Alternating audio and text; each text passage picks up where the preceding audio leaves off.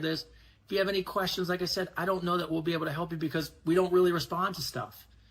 So put that in your head. Make sure you think about that. And if you're ever on the fence about it, always, always, always, always, always err to the side of caution.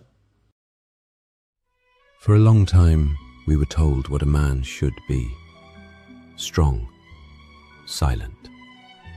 But evolution doesn't come from standing still. It comes from awareness, from strength with depth. Kopala by Ben Rose, collaboration with Advice Unfiltered. The evolution of man. You want to show some love? You want to support the show? There's no better way than rocking some Advice Unfiltered gear. Head over to adviceunfiltered.com, click on the merch store, grab your favorites, and level up your look. Post it, tag it, rep it loud. Use the hashtag AdviceUnfilteredPodcast and let the community see you. Because this isn't just merch, it's a movement.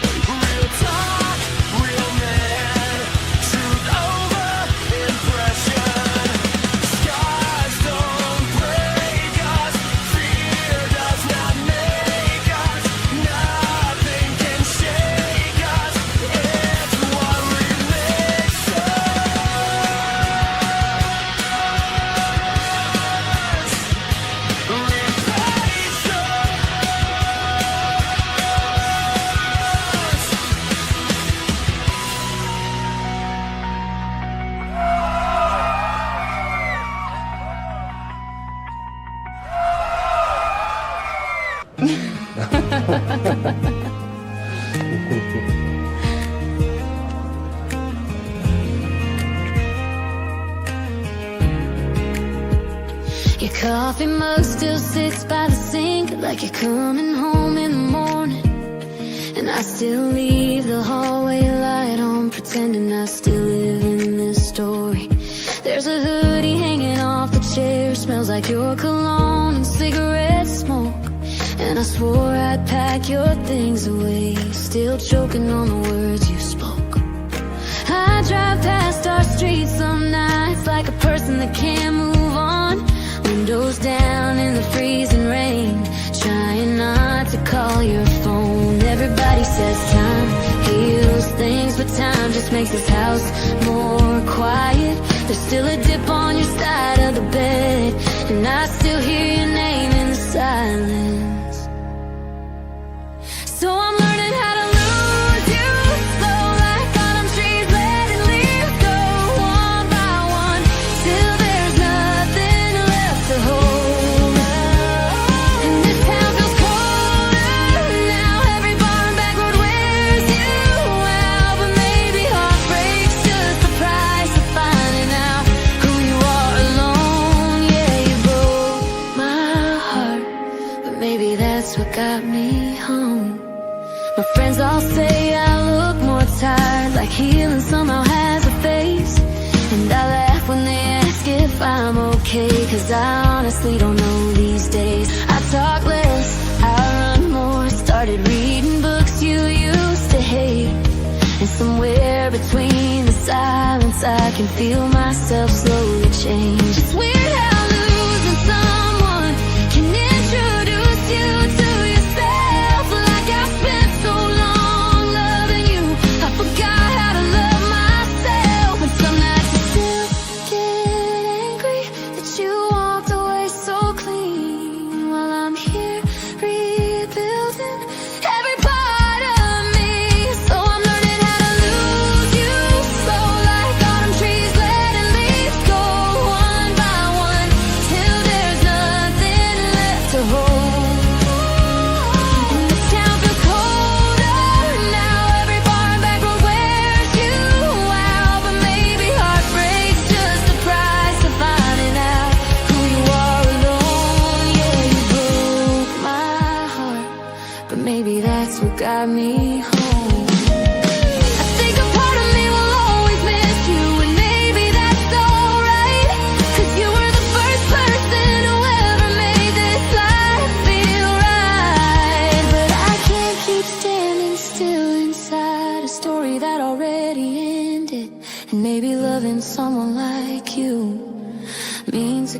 distant friendship. So I learned to carry this somehow, like winter snow melting down little by little till the weight don't hurt as bad. And maybe one day I'll look back without feeling like I lost everything I had. Maybe you leaving me was life teaching me to grow. Yeah, you broke my heart, but you didn't break my soul.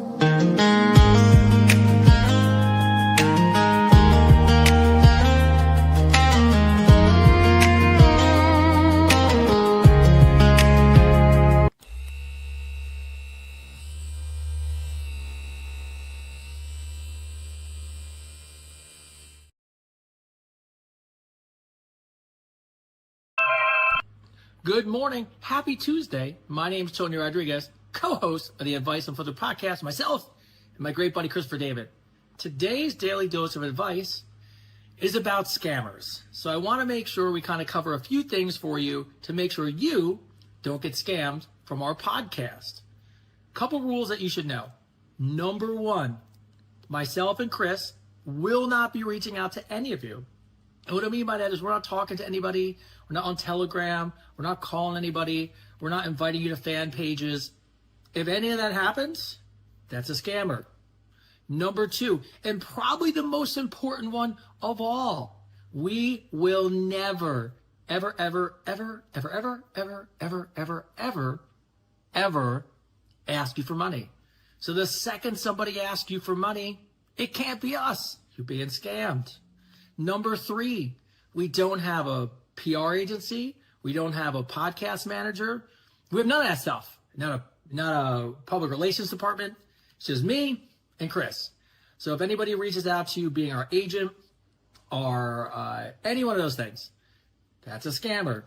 And number four, and please understand this, none of us are, especially me, I'm married, but Chris is not on a dating site. There's no use of social media to meet people.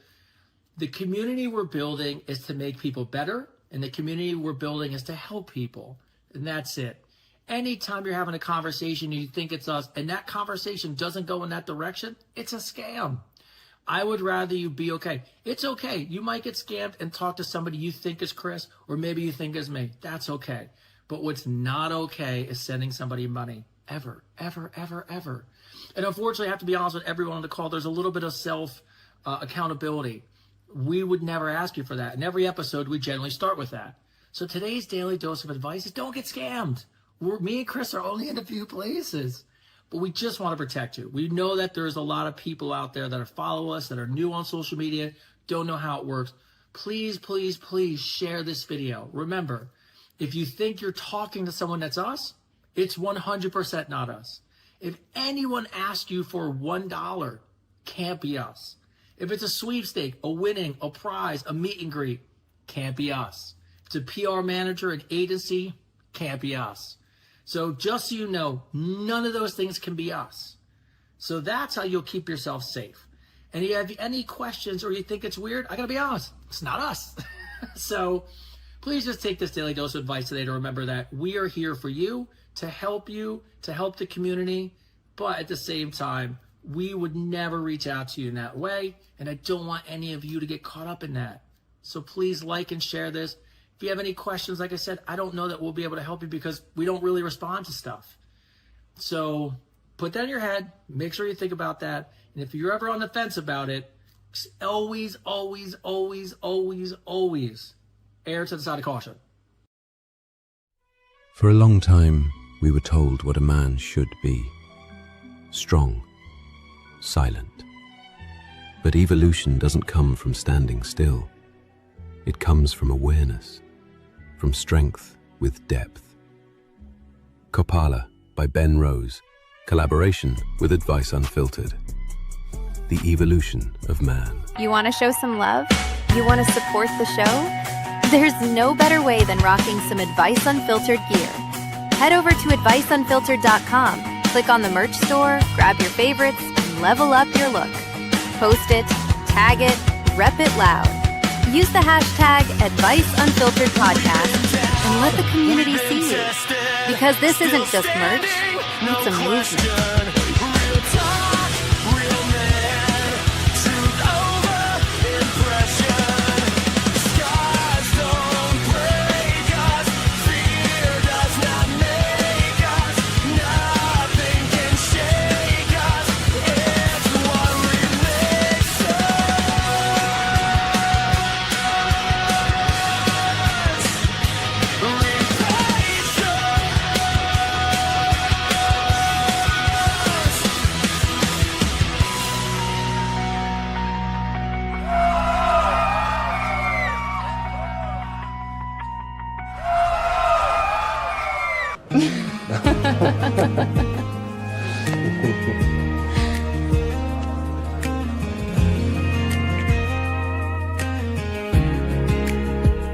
Your coffee mug still sits by the sink like you're coming home in the morning.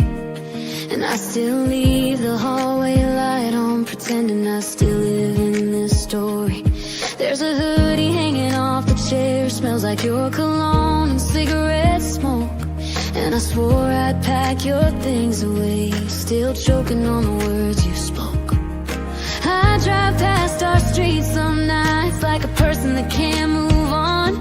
Windows down in the freezing rain, trying not to call your phone. Everybody says time heals things, but time just makes this house more quiet. There's still a dip on your side of the bed, and I still hear your name in the silence. So I'm learning how to lose you, slow like autumn trees, letting leaves go one by one, till there's nothing left to hold.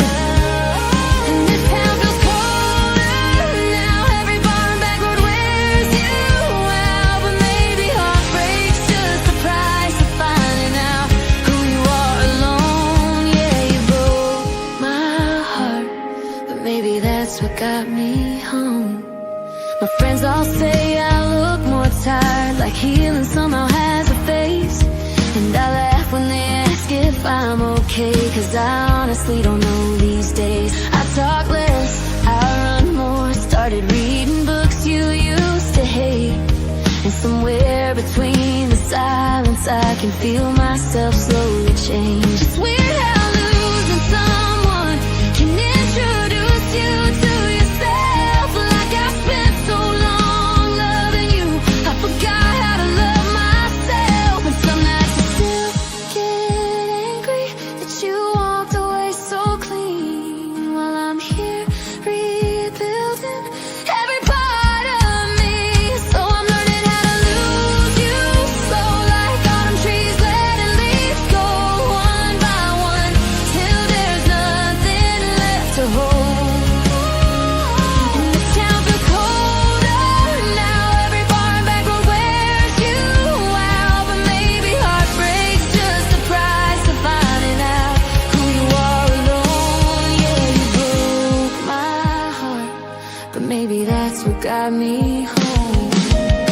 I think a part of me will always miss you, and maybe that's alright, cause you were the first person who ever made this life feel right. But I can't keep standing still inside a story that already ended. And maybe loving someone like you means accepting friendship. So I learned to carry this somehow, like winter snow melting down little by little, till the weight don't hurt as bad. And maybe one day I'll look back without feeling like I lost everything I had. Maybe you leaving me was life teaching me to grow. Yeah, you broke my heart, but you didn't break my soul.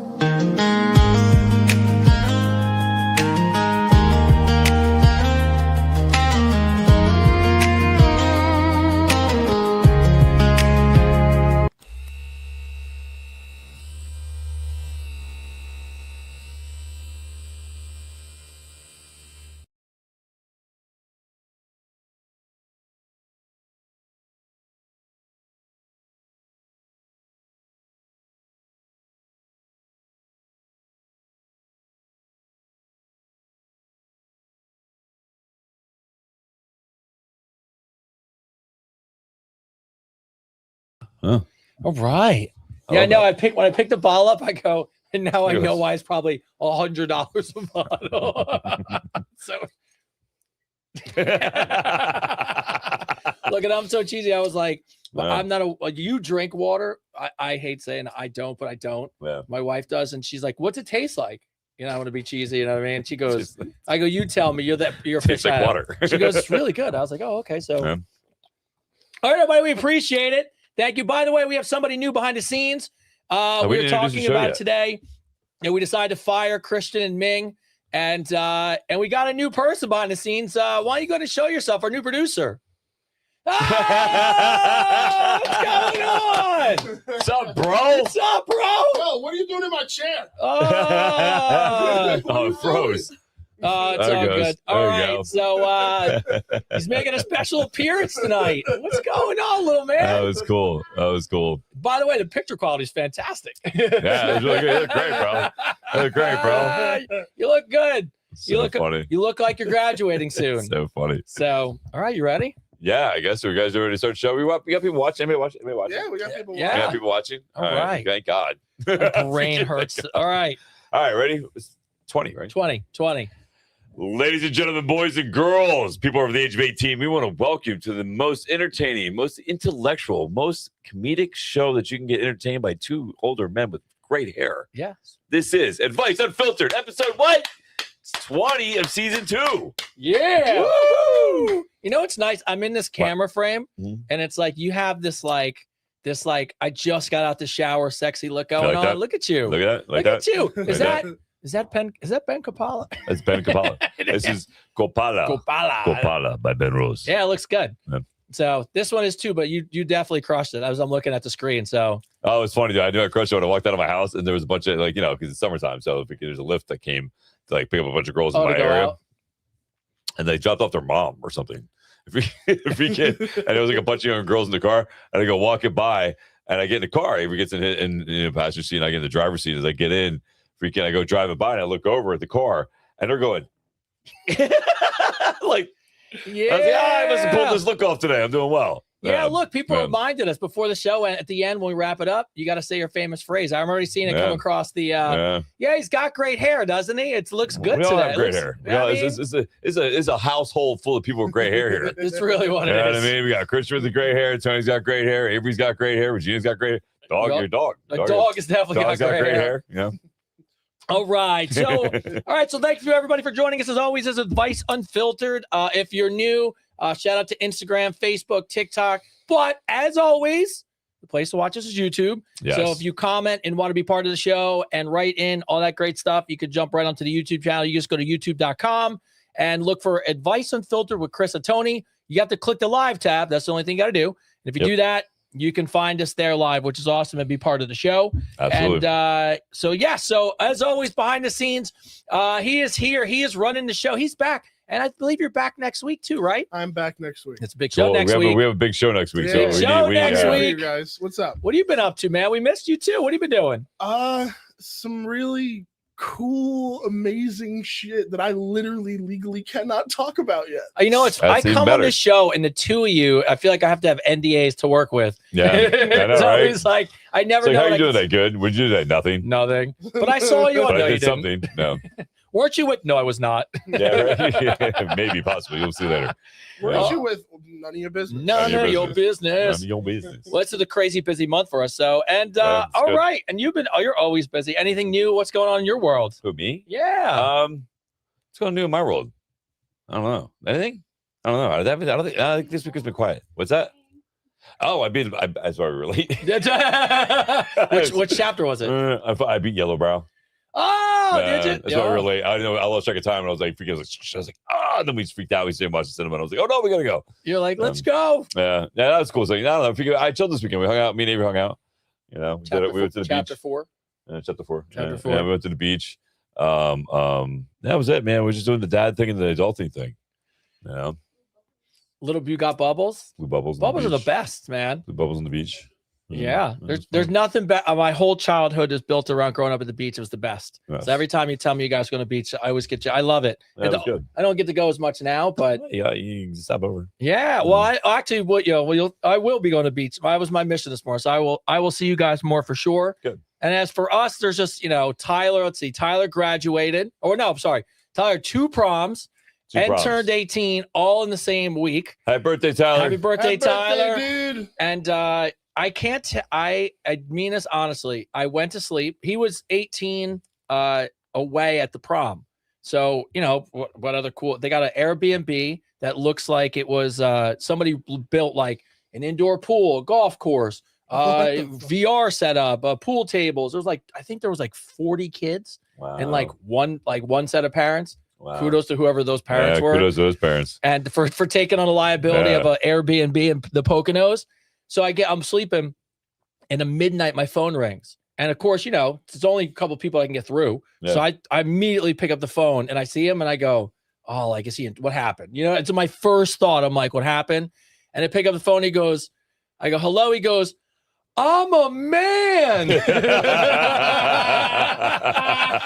I'm 18. I'm a man. And I go, and I'm like, oh, happy birthday. And I go, at first thing I said to him, are you drunk? That's fucking great. And he's like, no, I just know I wanted to call. Your dad called you on midnight all the time. And he's like, so I wanted to call you at midnight and tell you it's my birthday. Oh, it was That's cool. awesome. That's cool. But you'll appreciate this. It was like, I was like, yeah, awesome, buddy. Like, have fun. Literally, so I was just like, yeah, it's all. I'm like tired. I'm like, so I put the phone down and I go to lay back down.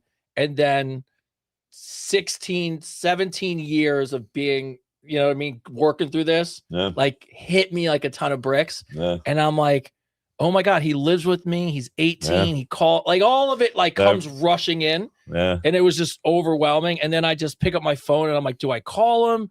And then I just was like, I was like, I'll send him a text message and I'll call him in the morning. And I sent him a really heartfelt text message, but it didn't register. And then all the next day, it's all it did was sit in my head that he's 18. I think that's something me and you can have a blessing about, right? That we can look as a blessing, right? Because so like most, thankfully, God bless, most married couples stay together and they raise their kid together, right? And so they kind of take for granted that they see their kid every day, and they get to have those moments every day. You know what I mean? So I see a lot of people going, "Oh, I can't," that are full-time parents together. That they look for the moments more of when they're not with their kids, than they do when they're with their kids, right? I think because both of our situations and both the things that we've been through to be fathers, we just have a better appreciation. I'm not saying maybe that. We missed a lot of time. Yeah, we missed a lot of time, so we have a better appreciation of the time that we have. Yes, and we're very grateful and thankful for those moments. And I think they hit us harder. Oh, they definitely just hit us harder. You know what I mean? And that's what it was. Is like I didn't I put the phone down and I was like, I had that, like, to your point, probably like, oh, I'm an everyday parent.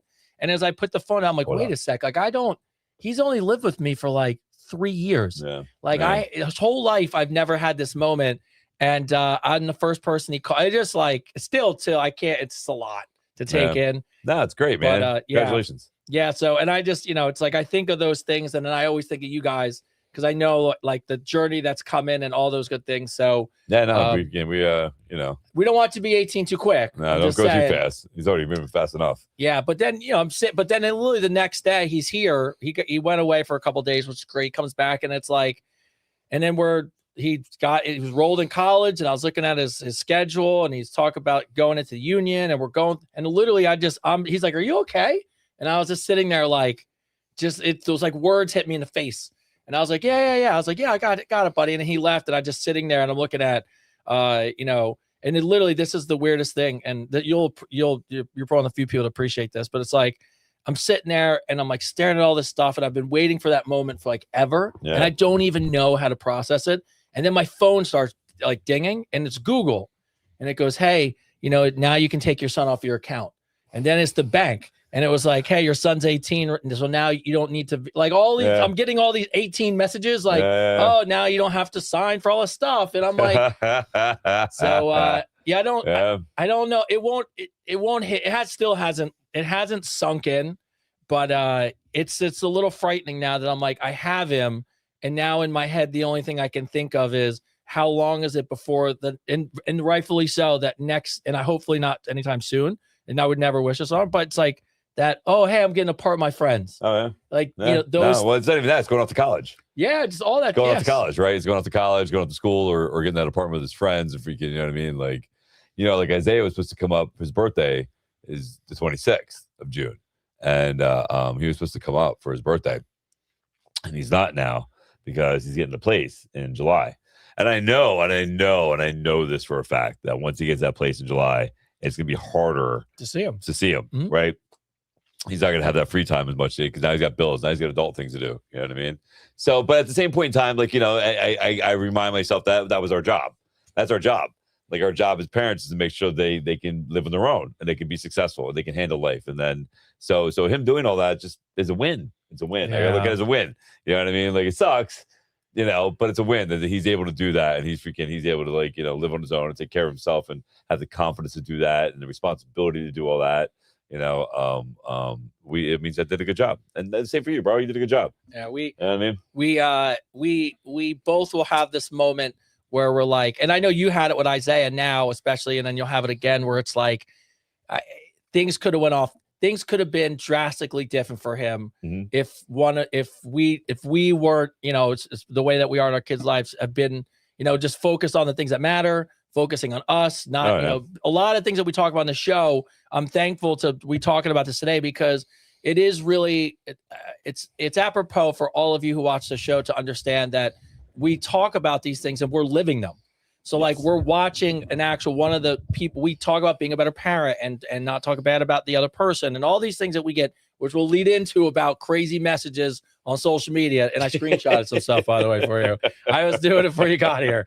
And you know, people are like, you know, it's you're like, oh, well, you don't understand. And no, it's the one thing I want to jump through social media and like legitimately strangle some people. And like, oh, you don't understand. You don't have a horrible ex. And I'm like, I'm like, what? No, no, I didn't have a horrible No, exes ever. No, it's like, no, we definitely don't understand. Fucking don't No, get that at all. No, it's okay. No. So, and so a lot of those comments, like of posts I was reading, and I'm going, no, we get it. That's why we're trying to share it with people because we, like, you have Isaiah, Tyler comes right behind it. We have Avery. We are living proof of what we're talking about. Mhm. We're telling you, this is be the bigger person, and whatever excuse you write on social media, I'm gonna be honest with you, is garbage. It's Yeah. fucking garbage. Yeah. So, which leads me to the next thing about social media. And Christian, so in the Today folder, if you don't mind, Mhm. I have a couple clips saved. So, Video clips. no, they're just static images. So they're just Okay. static images. If you Oh, could here upload we them, go. Is this they're Avery- literally Avery? go into the Today folder, Yep. and you'll see I screenshot. It just says 1, 2, 3. That's the downloads folder. Oh, so go into today. There we go. And yeah, it's just 1, 2, 3, 1, 2, and 3 and 4. Yeah. So, Chris, you did a beautiful thing, a wonderful thing. June is Men's Mental Health Month. And Yeah. So by the say that way, again. June is Men's Mental, Mental Health, Health Month. Month. And by the way, what I really appreciate about your post is this is what, like, originally, first thing I saw, you're not even on it. Like, it's legitimately, you found an amazing story that if someone just sat back and looked at the story and listened to it, I do not know how anybody could not look at that story and be like, that's a great message. It resonates. It's awesome. And then the internet, Welcome to the internet. then the internet No. decided, like, let's throw some, like, let's just talk stupid, right? Yeah, it's just So talk shit. Chris called me immediately and was like, do you see this? And I was No. like, I do. And I don't even know. So we decided to screenshot some of our favorites and we're going to share them. We're going to share in the segment we called, look, I like to Yeah. be politically correct, but I'm not. The segment's called You're Retarded. And that's what, Jesus that's what, Christ. I don't care. That's what the It's like segment's you're called. canceled. Yeah. You are special. Yes. So can you please pull Jesus up, Christ. I'm bringing the word back. I'm not Yeah. talking about anybody. Don't say it online. We're gonna keep I up the won't say lies. anymore. Yeah, don't say it loud. Okay. Can you bring up You number, want number one? Okay. Let's bring up number one. Men made up the word man up, not being funny. Why do they need a mental health month? Now, what the fuck do they need? It's not even why. It's Yeah. what the fuck they need a mental health month for. Yeah. Women are the ones who have to push rugby-sized babies out an inch of their whole body, have periods that last 3 weeks each month, go through menopause for 10 years. We're the ones that grow a human inside of our bodies and carry to for 9 months, putting our careers on hold and not allowed to drink alcohol and certain foods, when they are in our nipples, sucked raw to try to feed our babies. And then the men can happily carry on their lives as normal, not sacrifices a part of their body for their job or their jobs. And then they get up and leave us with 3 kids and a baby and for another woman on top. So this whole comment here is a person scorned, right? Yes. So Yeah, clearly person scored. person scorned, right? Yes. So I want to preface this back to what this is about. I know. What's up, Buzz? So I put a post up that all it was statistics about men's health. That's all it was, about how men. It was a beautiful post. It was about a guy who was walking across the country barefoot for mental health. And he was, doing it to show the sacrifice it takes, the mental work it takes, and he was hugging men along the way. But all it was just statistics. It wasn't a comparison. It wasn't a competition. It wasn't saying one needs it more than the other. It wasn't saying that mental health is important for everybody. Any of that stuff. I do want to also just start this up with just saying that here's a sad fact. Okay, if I asked you right now, what came first? Juneteenth, Pride, or men's mental health? What came first? Well, I would say Pride came first, right? What do you think, Christian? Juneteenth. I think Juneteenth is What do you relatively think, new. Avery? Men's mental health. Men's mental health came out in 1992. Yep. Pride came out in 1998. Juneteenth was created in 1865, but didn't become a holiday until 2021. I know that was the last one. Right. So it was the last one. So men's mental health has been around longer than Pride Month, than Juneteenth, than any other thing that goes on besides Father's Day in June. The reason men's mental health is picked for June was because Father's Day is in June. It wasn't to be biased. It wasn't to be sexist. It wasn't to be misogynistic. It wasn't saying that men needed it more than anybody else. It was just bringing acknowledgement that men hurt themselves more than anybody else. And I need women to understand. I just need people to understand that yes, you guys give birth to babies. And yes, you guys sacrifice a lot, and nobody is taking that away from you. Not one person. I give you mad props for everything you women do. I look at you as equals, 100%. I never compare myself to a woman. I will never tell you can't do something I can't do unless it's benching 315. And that's why, because a lot of men have a hard time doing that too, right? So that's it, right? So what I want to preface about this, because at first I was really upset. I was really mad. I was really pissed off, and I wanted to come in this firing hot, right? I wanted to be like raw, and then I sat back and I thought about it, and I see where you're coming from. I understand that a lot of you are hurt.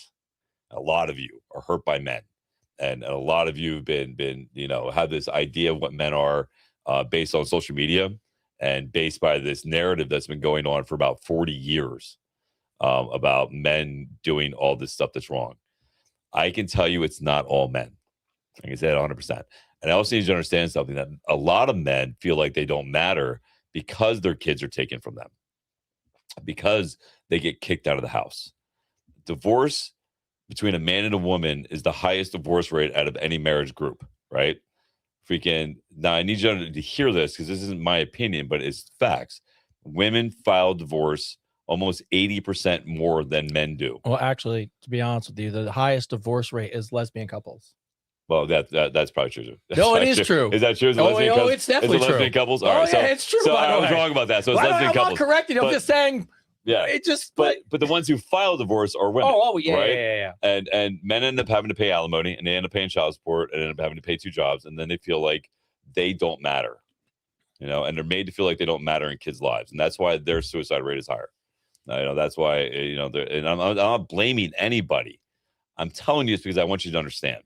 I want you to have compassion, and I want you to have empathy, and I want you to have a free space, because we all talk about this. Men are more violent. Men, do more violent things. They're more of a repressor. Blah blah. You want to change all that. If you want to change all that, if it truly means something to you, you're not playing victim, and you're not trying to play that you're better and being competitive, then you have to 100% create that safe place and support men getting the mental health that they need and the therapy they need. And you have to make it a safe place to do that. I put that post up out of good faith, out of good faith that my following would understand where I was coming from, being a man who survived all that, right? That survived all those negative thoughts. I thought they would understand that. I couldn't believe the reaction that I really got, and it wasn't just me. 6'7" put his post up too on his page, Yeah. and they had tagged him on his page too, Yeah. and it was a lot of hurt people. There was a lot of hurt women, and what I also noticed too, if I did it statistically wise, it was younger women that had this negative outlook on men. Yeah. You know, if I had to put it in a category, so like I posted that on Instagram and I posted that on Facebook. Now my Facebook following is an older following than my Instagram following, right? Yeah. And I got nothing but positive feedback on my Facebook page. I totally got a positive feedback on it, right? Freaking on my Instagram page, I got more negative pages, and I have a younger group of people on there. And what that showed me is that there's really this anger and this narrative that's saying it's all men. And I just need you to hear me and say it's not. It's not all men. There's a lot of good men out there that want to be fathers, that want to be in a family, that want to do the right thing. And unfortunately, like for me, I was just trying to do the right thing. And what ended up happening when that happened, I thought about taking it down. You know, I thought it'd be about shutting up because I'm not trying to fight with anybody. Oh yeah, you called me. We were talking about it. I was thinking about taking it down and not talking about it and just shutting up and letting it go. But the problem is if I don't say something about it, then nothing changes. You can't point the finger, man, and say it's your fault and then tell them you're not going to help them, that you're not going to get help for them, that they don't matter, that it's a competition. I couldn't believe how many people made it a competition on there. You know, they'd be like, yeah. women attempt it more than men do, but men succeed at it more than women do. I'm like, what is? And then they were saying that women don't do it because they have the kids. Well, then it goes back to the whole point where the men don't feel like they matter. They feel like, you know what I mean? Like Tony, both of me had our kids taken from us. Yes. You know, we both had to fight to be in our kids' lives. It could have went very differently for both of us. You know, and I was at that point where it could have very, very, very easily not even been here. And the only reason I am is because that kid over there is sitting there watching this whole thing. And the reason I speak out about men's mental health, and I will die on this hill, is because I have 2 boys.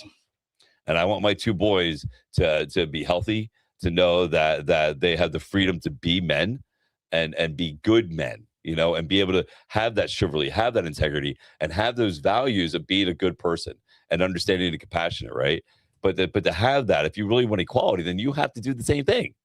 You have to. And I know it's hard. I know it's difficult, especially because the narrative all over the world right now is it's all men's fault and blah, blah, blah. And it's funny because my grandfather said that in 1992.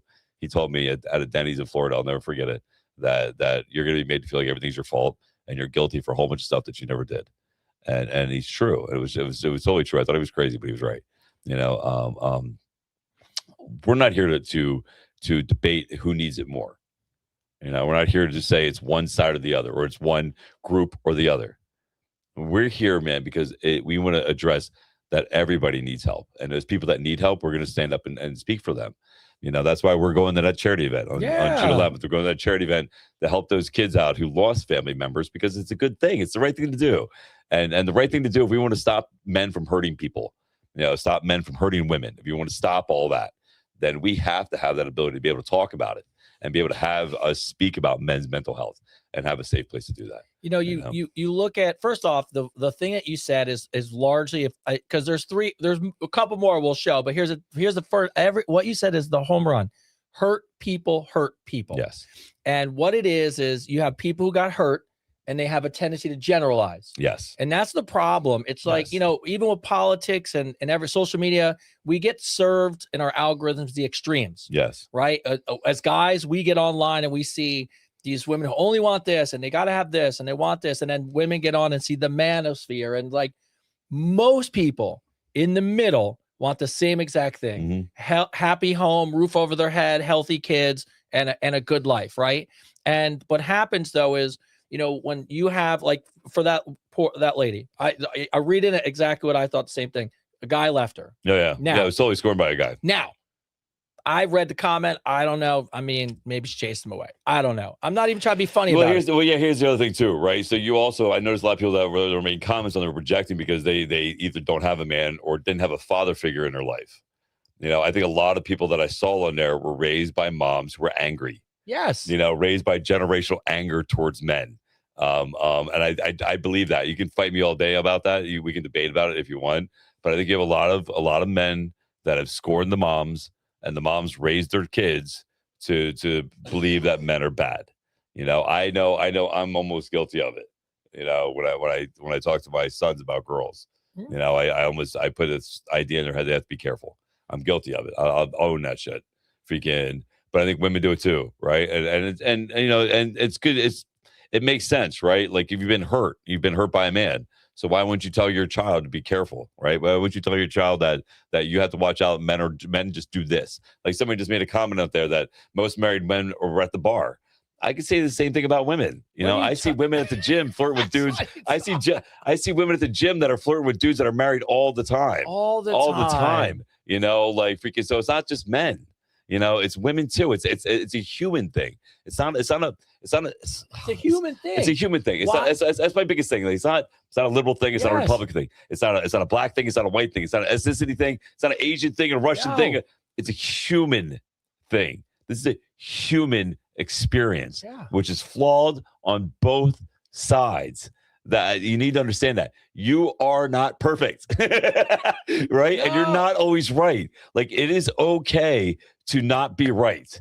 And just because you're the loudest one on the page making the rudest comment doesn't mean that you're right. It doesn't mean it's okay either. We're good examples of the fact that we got the short end of the stick. And by the way, I'm not even saying if I went back in time, I was like this great husband who like got but me and you both had we could have been assholes to everyone we dated. We could have been total dicks. We could have badmouthed our exes. We could have made our kids' life worse. But we're really good examples of people that go, that's not true of every woman.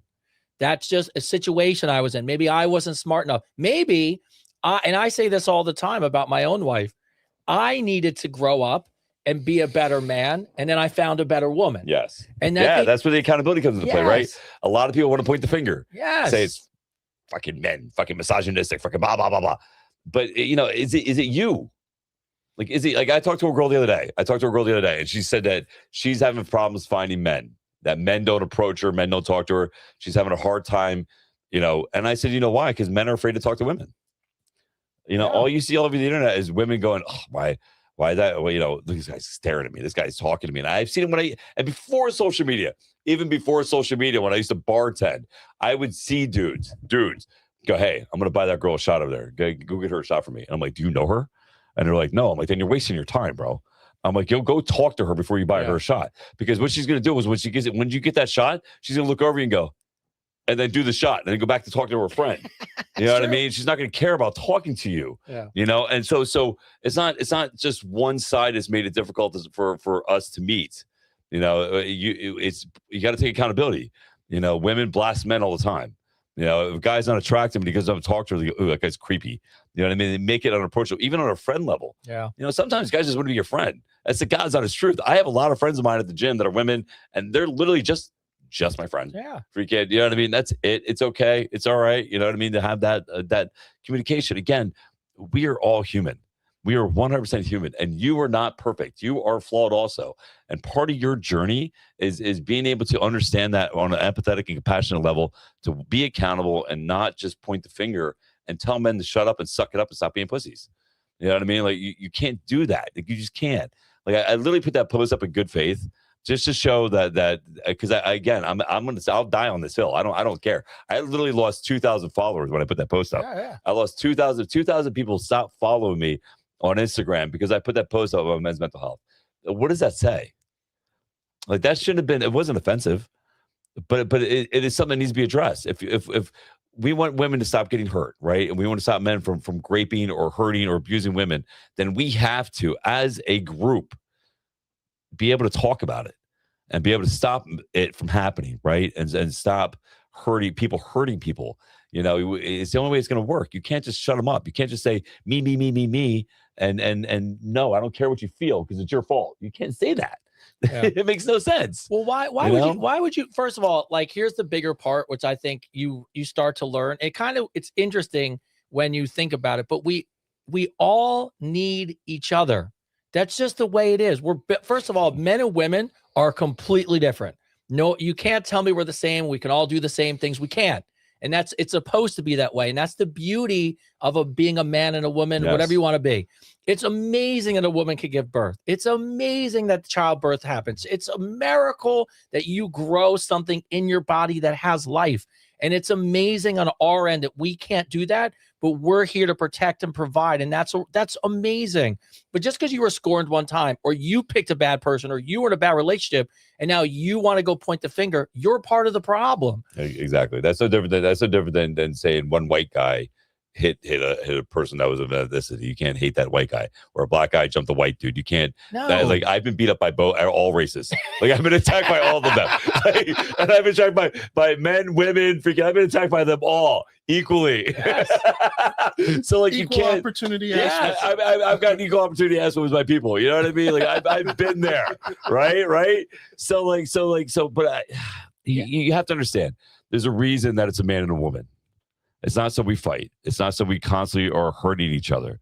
The reason there's a man and a woman, and not, if we can, more than anything else, is so that we learn from each other. We need you, so we learn to be compassionate and not be those Neanderthals that are breaking shit and just fucking doing stuff. Like, we need you to understand that stuff. On the flip side, you need us to be logical and to be those people those things that aren't, always emotionally connected, to balance each other out. That's what it's all about. It's about learning from each other and growing as together. And I can't say this enough. The more you push on something, anything, you create this wall of force that pushes back, and there's no peace then. It's just one force pushing each other. And I want to see a point where we can all sit in a room. We can have a nice conversation and not feel threatened and not feel like I have to be right or I have to be the loudest person in the fucking room. Let's just talk and understand each other, and I think that's just the best way to approach everything. Again, I know I came out, I was hot. I told Tony to copy. I was going to come in your house. Pull up the other, and we won't read them all, but just pull up the other three. Because it was like nuts, but I guarantee you, Ivan, you read them. Most were harmed by men or patriarchy. Okay. So go to the next one. Men have it so easy. Okay. And yeah, men have it so easy. By They the way, still can't handle it. Last time I checked on the Titanic, we were the ones that went down. Get off the lifeboat there, Leo. Remember, Leo couldn't get on the door. Fucking Rose. And what's the next one? It's embarrassing, right? It's another capitalism patriarchy thing. You can take it down. It just goes to show you that I can't figure out, and I think we need to get to a better place. We all need each other. And why is it so hard to just say that? Why is it so hard to say, I am so comfortable being like, I'm a better man because I met a great woman and the woman I wanted to be better for her. I wanted to be better for my kids. And the other thing I always think about is this, like the woman who had the 3 kids. So if you hate men, is one of your kids a boy? Well, that's the other issue too, right? So we get into that also. That's the other issue too, is then you're raising boys that are hurt, right? So here's a fun fact. You want a fun fact? Fun fact. I study serial killers. I study serial killers and see how most of them, I would say a good 98% of them, had really abusive mothers. And they took that abuse that happened to them out on other people. Yeah. And started with Ed Gaines. You go all the way from Ed Gaines to freaking Casey. You go all the way down the road there. There's a lot. So I'm not saying it's all, but I'm saying there's a good proportion of these men that go out there and hurt women that were hurt by mothers, or were made to feel like they didn't matter, right? And that's the other thing I have to take into consideration too. 33% are raised by women, right? 30% of men are raised by women, according to some statistic, right? So if it's all men, then who's raising those men? Again, that's not. I'm not trying to point fingers, but I'm just trying to say that again, it's not about one group. It's about all of us doing the right thing. It's about all of us taking responsibility, and being like, all right, man, listen, my ex-wife told me to kill myself. Told me that my kids would be better off if I was dead. My other ex hit me with a car on my 30th birthday and dented her car. I had another ex that kicked me straight in the balls with steel-tip boots. I had 5 of them cheat on me with friends of mine. I've had some terrible fucking relationships. And he still loves women. And I still love women. I still think you guys are amazing. I still think you guys are we need you. I was talking to a bunch of women the other day. I said, I said nothing's going to change in this world and until men soften women's hearts. And if we can soften women's hearts, then men will soften too. Because again, I can't explain this enough. I can have a guy tell me I'm a piece of shit now and tell me to go fuck off. And I don't internalize that shit. I don't sit there and think about it every day in my head and go, oh, he might be right. No, instead I think the other thing around. Like, I'm going to fuck that dude up. Like, fuck you. Like, I was like, I will show him, right? But if a woman, somebody I respect, somebody I care, somebody I know, tells me I'm a piece of shit, tells me that I fucked up and that I'm a terrible person, I will internalize that hard. And I will keep that so close to my heart that it fucks up my head. And I know for a fact I'm not the only man like that. So you women control a lot. You have a lot of power over how men behave and how men act and the raising the men and all this stuff. You guys have a lot of that, right? So I need you. If we want to raise these men to be better, then we need to have that compassion. We need to have that understanding. We need to have that freedom for them to be men and not made to feel like they're villainized before they're even have a chance to get hair on their balls. You know what I mean? Before they even get a chance to actually be men. And that's what I saw in that post. So I want to say for men, I'm sorry for all of you that have been hurt by men. But I'm telling you now, the only way that's going to change is if you want that to change in a positive way for men to have the freedom to be men and have that opening to be able to have that space to be able to talk and say things like I'm stressed out, I'm burned out, I'm tired, and have that freedom to do things. If you do that, it'll change. I guarantee that, but you can't do it alone. Yeah. And then the last thing is, and then, we'll move beyond this one is what I think the other takeaway is could you imagine if me and you took the thing that happened to us and then, and then generalized it? What happens? I go back to what happens to your kids. So now Tyler's 18. Now he's a shitty guy and he's a shitty person to women. And he thinks he's not anything better than that. Yes. Right. Like that's who he's supposed to be. So if you're hurt, I understand. I'm not saying everybody's hurt. Like I can understand fully because what happened to you, right? Well, the worst thing that's ever happened to you is the worst thing that's ever happened to you. But at some point we can't keep passing down this hurt to our kids. Because even if we can't get past it, what's the next generation going to do? And what's the next generation going to do? The fact that I look at me and Chris and we have our sons, easily we could have turned around and this whole situation could have been different. But we chose to look internally at ourselves and we did not generalize against other women and our lives are better for it. And I understand how difficult that might be. But if you're just out there spewing hate, you're part of the problem. And it breaks my heart when I see that you have kids. Because then I'm like, oh, so this is just gonna continue, right? So it was crazy. See, somebody just didn't listen to what I said right there. Yeah. Somebody you literally didn't hear what I said. You said generalization hurts everybody. I said generalize. I literally just said that. Yeah, I literally just said I'm not generalizing anybody. I think we should all take each other on an individual basis. Yes, and individual experiences, right? Because we all have different experiences.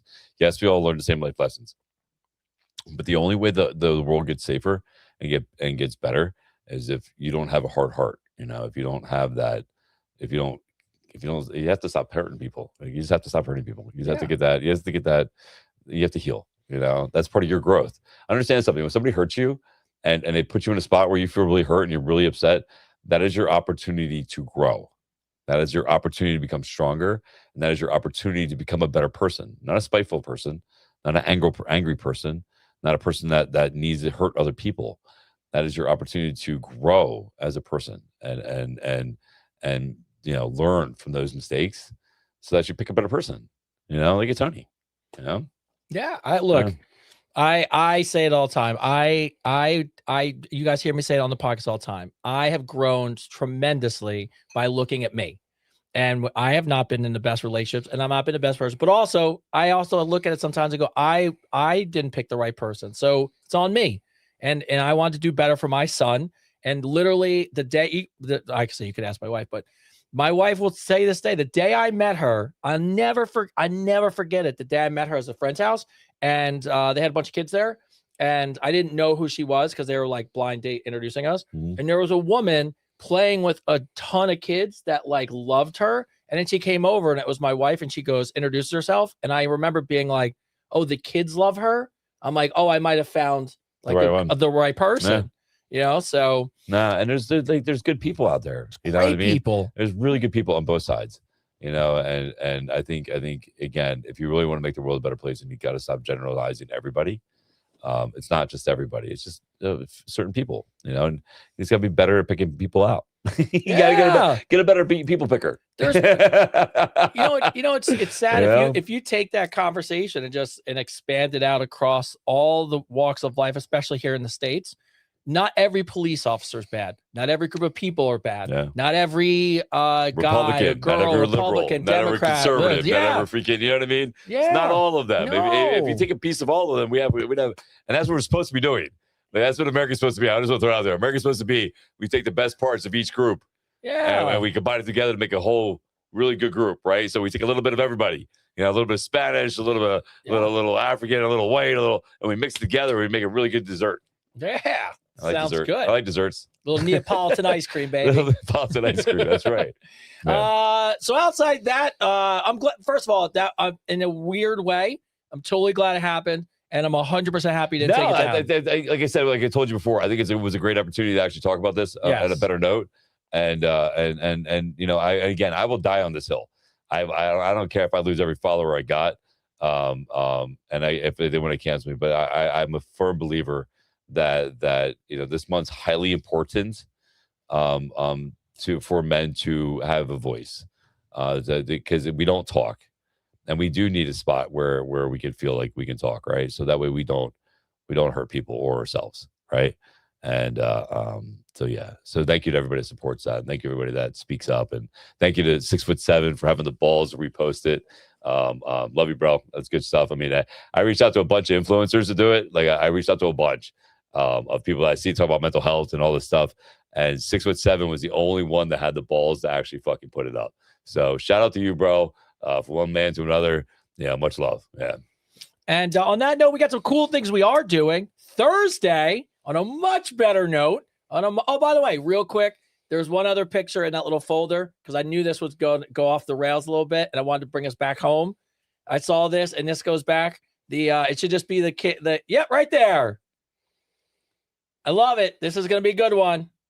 The first athlete with Down syndrome completes an Ironman. Oh, I fucking love it. Oh, it was so that is good. Amazing. It was so inspiring today. I love that. If I knew the computer wasn't crashed, I would have had the video. I just screenshot it. See, that goes back to what we talked about last week, man. There's no excuse. Yes. There's no excuse. It's just about a priority. Is your health important to you? Yes, I saw that. That's amazing. Shout out to you, bro. Yeah, I thought we'd bring it back. Dude, that's like that guy, that crippling Drew guy I talked about, who was 16 years old, had this idea of a hot sauce that you create your own hot sauce and thing. And and his teacher told him it was a stupid idea. It would never work. And the kid's a paraplegic, and now he has a really good company, and all the proceeds go to helping other paraplegics come up with or other crippling people have really great ideas, invention ideas, and using them, and towards wounded vets. Freaking, and he's 20 now. Freaking, so shout out to crippling Drew. I love it. I love when people don't find excuses; they find solutions. You know, allegedly, Erin. I love her. That's the girl who's got cerebral palsy in the wheelchair. Oh yes, yes, the one that's a freak. I reach out that in to a good way. Yes. I mean that in a good way. She likes to get her freak on. Oh, she leans in and she is so funny. She's so funny. Oh, and I keep trying to reach out to you, girl, to get you on a podcast. But that's when you look at those. Why can't we focus more on those cool stories and what people? And by the way, Crippling Hot Sauce is an awesome name. Drew's Crippling Hot Sauce. What a great freaking name. And what I love about it too is that he focuses more on taste than he does hotness, right? Oh, that's good. So he focuses, and I think that's a great idea, right? Because I think sometimes they focus way too much on hot, and they just want to, it's the hottest shit, and not really flavor. So they really. He's doing a race. Oh, is he doing a race as well? Oh shit! Becky always knows. Nice, I love that. Becky's already enrolled. She's going. So. And this poor kid, I'm out here blowing him up. He doesn't even know if the guy exists. Whatever. We will now because we're clipping it. We're clipping it. So, we have the Common Ground Grief Center. Ran a marathon beside a man that was blind and double amputee. That's crazy. It's amazing. He was blind and a double amputee, and he was running. Oh my god. I feel lazy right now. I'm such a piece of shit. I know. And all I'm trying to do is right? not. I'm so fucking lazy. All I need to do is not eat between now and the next 3 weeks. And he's out there running I was fighting marathons. about doing legs today. I'm like, oh, fucking shit. Fucking legs. Yeah. Oh my God. So funny. So this week we have some cool stuff coming up. So Thursday we are hosting the Common Ground Grief Center's fundraiser at Martell's in New Jersey, down at the beach. Point Pleasant. Point Pleasant. Thursday at starts at 5:30, ends at 9:30. Tickets are still available. By the way, I realized this from talking to my own friends.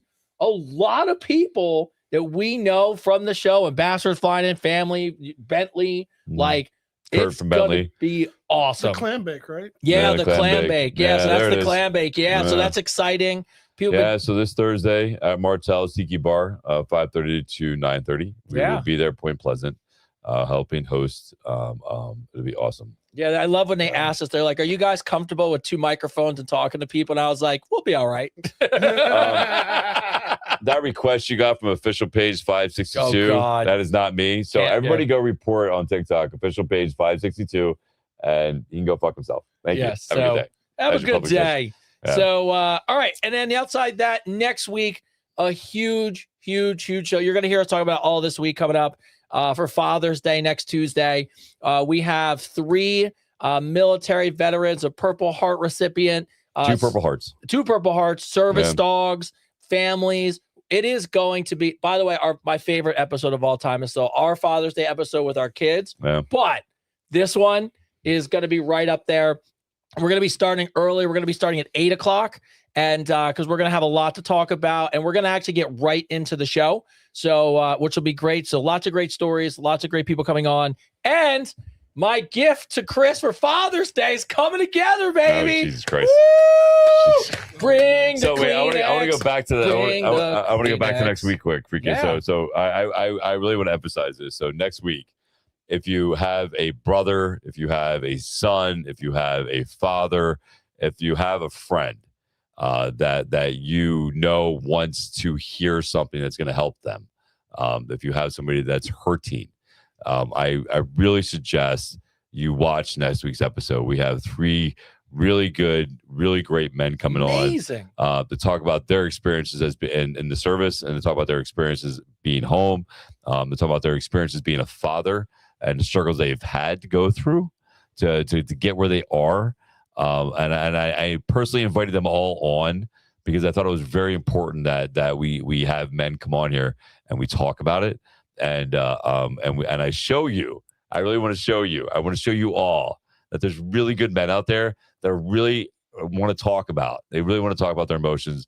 They really want to talk about how to make a better world. They really want to be present fathers and be better men. Like, these people are doing it. Like, and so I just want to show you again, it's not all men. that there's some really good men out there, right? And there's some really good people. So next week's episode is gonna be really good. I really highly suggest, if you have anybody in your family, anybody you know that might be struggling mentally, emotionally, that they tune in next week, and they can see some really, really great inspirational men talk about their journey through life and how they've survived so far. So it's gonna be good. Yeah, and by the way, Tom, because I spent, we met Yeah. him, we spent a lot of time talking to him.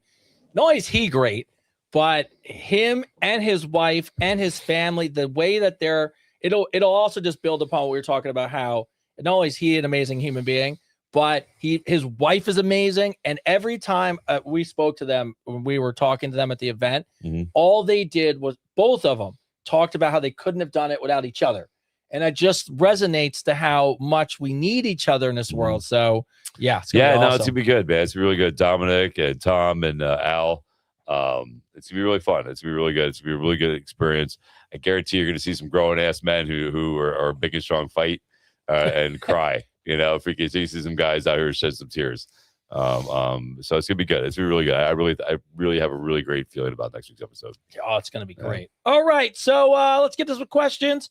And obviously, as you can imagine, we had a lot of questions that came in about men's mental health and from the standpoint from men. And we had quite a few come in from women talking about their man. So it was great. But this one comes in from Ryan from Idaho. I'm a husband, father, employee, coach, and volunteer. I spend so much time taking care of everyone else's needs that I honestly don't know what I enjoy anymore. Is it normal for men to lose their identity while being responsible for everybody else? Yeah, just like anybody else. Yeah. Yeah, just like moms lose their identity when they're with their home with the kids all day and they're working all day and they're taking care of the kids, and the kids move out of the house and they lose their identity. It's 100%.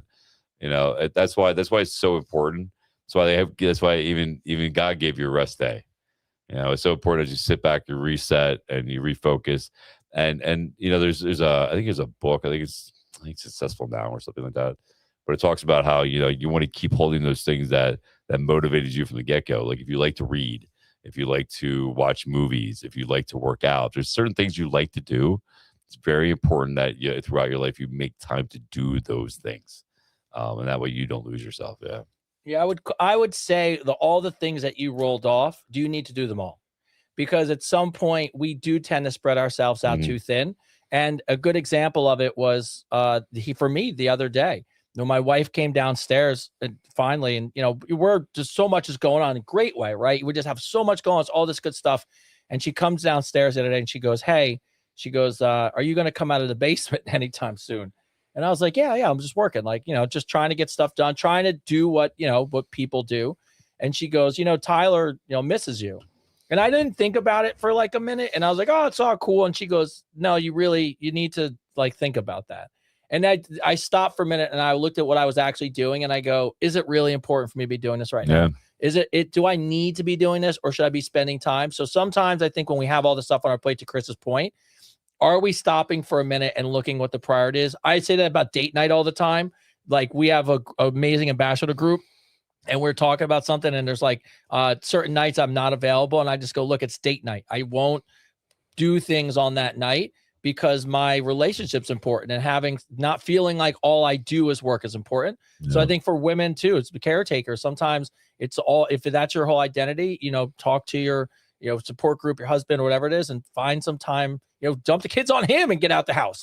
It's important that you make that time for yourselves, that way you don't lose yourself. Shout out to your granddaughter. I saw that. Yeah. Nice. Yeah.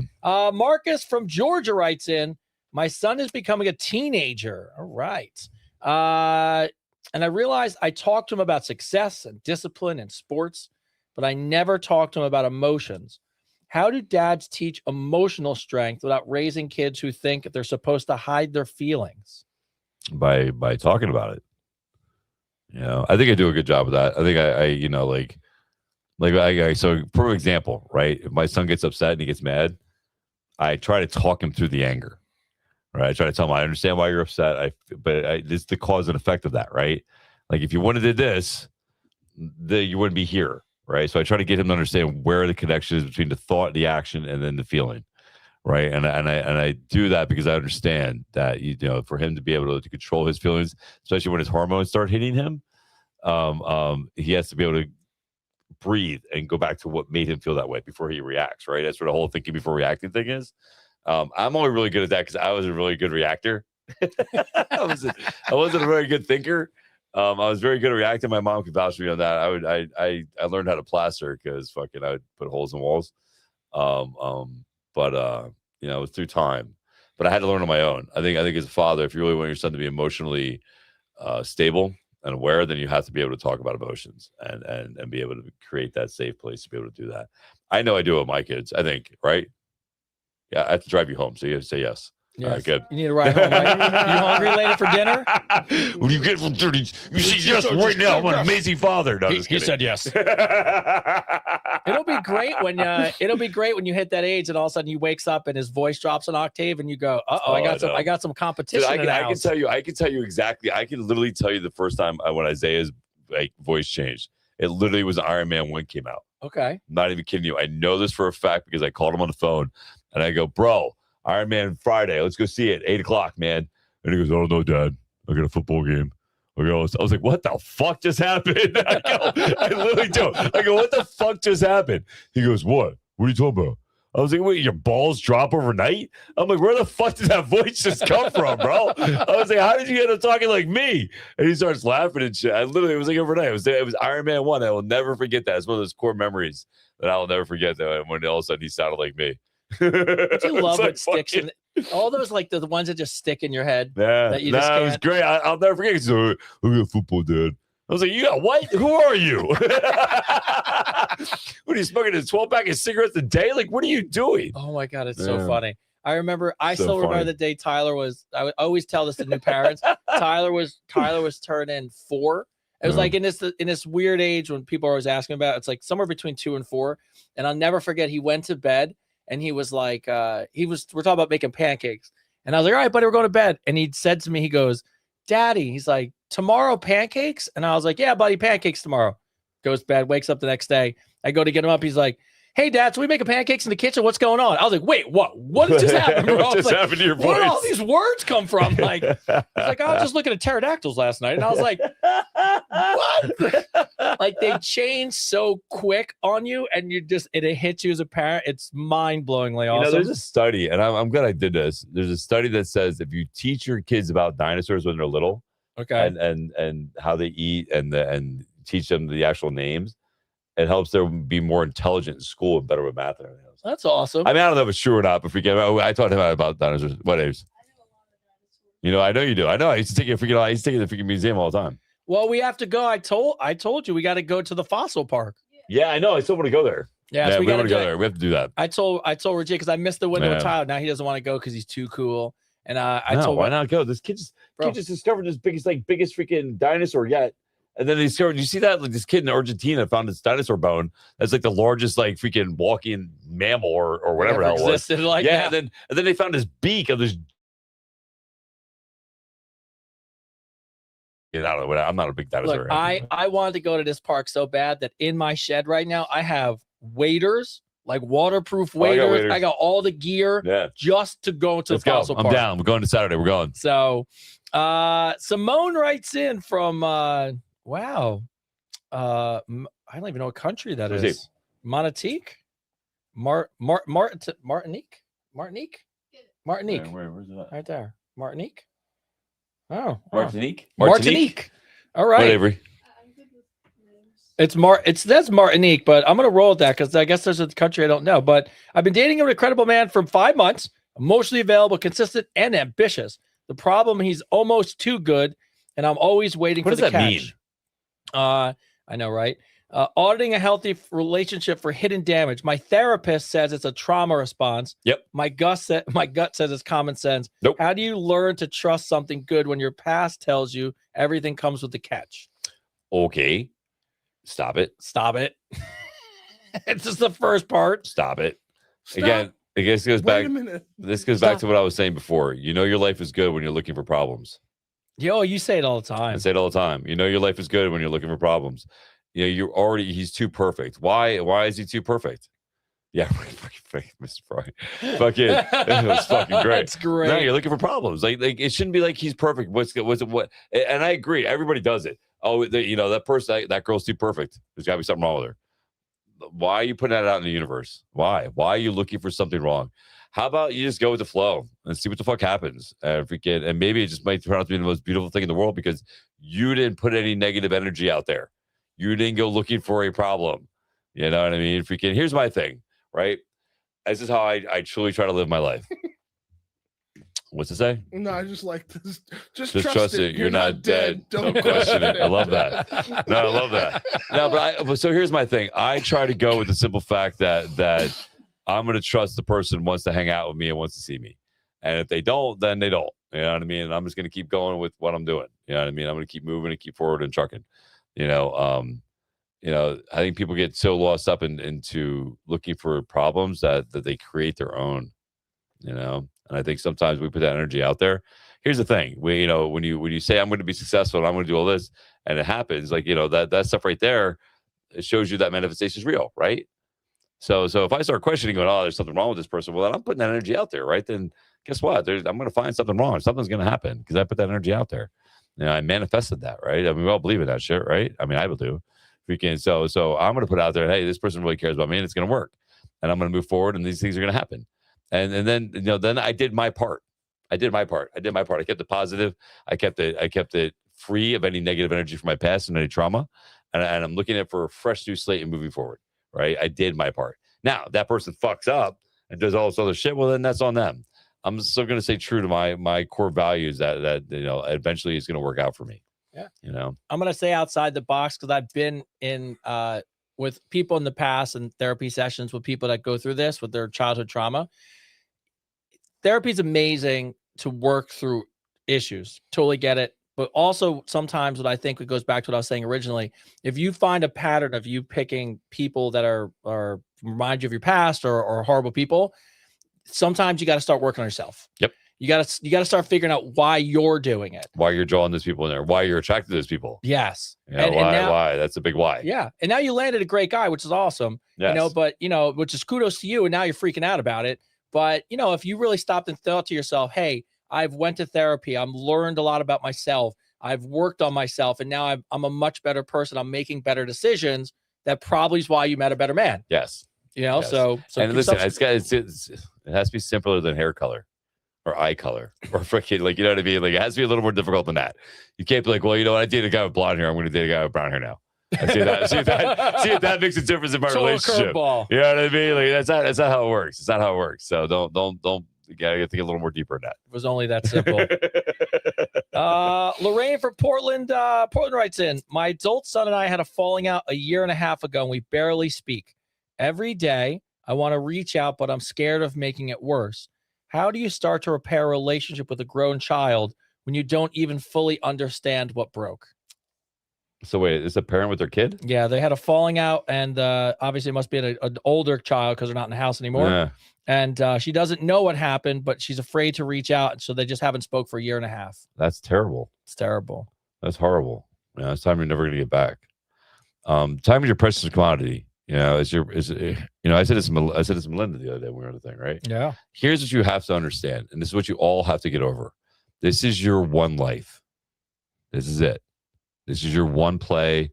This is your one audition. This is it. This is your one life, right? So any choice you make, positive, negative, scary, intimidating, those choices that you make only can make you better. It only can help you grow to be the person you want to be. If you don't make those choices, if you don't take those hard choices, then you stay stagnant where you're at. Here's the thing. You could do something like me. Like I could go on stage. I could go do a photo shoot. I could go do something outside of my comfort zone, right? I do it all the time. And I do it with fun. Because I realize if I make an ass out of myself, if I look stupid, who really cares? 5 years from now, 10 years from now, after I shouldn't say now.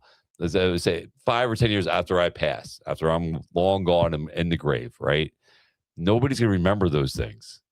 Nobody's going to remember if I fucked up. Nobody's going to remember if I made a mistake. Nobody's going to remember if I made a fool out of myself. Nobody's going to remember if I was successful. It all depends on me right now. What kind of memories do I want to make? What kind of life do I want to lead? So when I say this to you, that you should reach out to your daughter, you should do the hard thing. You should talk to your kid. I'm sorry, I don't know if it's your daughter. Maybe it's a son. You should reach out to your child and do the hard thing. I'm telling you, because the only option that you have if you don't is regret. That's it. That's it. That's the only bad thing that'll happen. If you don't do it, you'll regret it. And then you always wonder why. If you do it and things don't work out the way you thought they would, at least you know you tried. At least you know you made an effort, right? You made you laid those foundations to make something better. It's up to the other person, but at least you tried. But again, this is your one life, man. This is it. This is it. So this is your trial. This is your chance to be the parent that you want to be, make amends, and make things better. But you have to make the choice. Just like if you have a job that you want to go try, or if there's an activity you want to go do, and you're scared to go do it, if you're afraid to go talk to that person because you're afraid of how they're going to react, just fucking do it. Just fucking do it. Because at the end of the day, man, at least you know you tried. That's how I look at every opportunity I get. Every opportunity I get and I try and I throw things out and I get turned down and I get rejected. At least I tried. You know what I mean? At least I made an effort. Like at least I tried to do something different. At least I tried to make something happen. Not many people can say they did that, right? And I want to be able to say I tried. I made it different. So definitely reach out. Definitely try to talk to them. Please try to make amends. And if we can, and don't live with regret. We had two situations in our, with the people we work with. One, to your point, was Melinda. Yeah. And she's always, which is great, but we were talking to her about something, and there was an incident, and she didn't know what happened, and she was asking me about it, and she'd asked me if I was ever in a situation where someone close to me gets really angry and I can't figure out why. And I said, yes. I said, I've been in that situation before. And I said, so the best thing that you can do is just when they say something mean to you or they push back against you, I just want you to walk up to the person and just give them a hug and say, hey, I don't know what's going on, but I love you. And if you want to talk about it, I'm here. And I know it sounds crazy. And then she did it. And literally like a few hours later, he came walking in the kitchen and was like, hey, and then started talking about the issue was. So don't think that you need to call or text anything crazy. You could just send a, hey, I miss you. I love you. And whatever is going on, I'd like to talk about, and just put it out there, right? You don't need to know right away, but maybe there's something you don't know. And that little bit of, just like you always say, just give somebody a hug. Maybe that's what you could do. Yeah. And then the other person, I didn't tell you about this yet, but we had another one was crazy. They found out they had a half sister, and they're into their 60s, and just dropped a bomb on the family. So the whole thing came up of, should I send a message? Yes. And it was back and forth. And I said, look, I said, send it. Now you can't have thoughts of what the outcome is going to be. But if you don't, to your point, you're going to live with regret. And that's worse because you're never going to know. Yeah. So now that doesn't go for all things. I'm going to say this right now. This doesn't go for all things. If you broke up with somebody and you're broken up with somebody and you haven't talked to them in a long time and you feel like you should reach out, sometimes just let sleeping dogs lie. Yeah, you just missed the dick. Yeah, you can't. Somebody just said I have a lot of hot air. I appreciate the fact you said I was hot. Thank you. Yeah, so the air around him is radiating heat. Somebody goes, you have a lot of hot air. At least it's hot air. Yeah, right. Your air is sexy. So hot. Hank from the Netherlands. My wife bought a device that is frankly better at my job than me. It's quieter. It doesn't need a snack, and it's never asked once, was that good for you? How do I stop feeling this way about being replaced by a battery-powered overachiever? Or am I just looking at this all wrong, guys? You're looking at it all wrong. You're looking at it all wrong. Get in there. Help out. Get some batteries. For a joke, just do this. I mean, look, the show starts because my ex stole my toothbrush and found it under the bed. And I could have been mad about it, but I'd said to her, if you want something better, we could buy it. Yeah. I think it's good to explore things, good to have fun, keep it alive, and keep it, I don't think you should get threatened by that, it's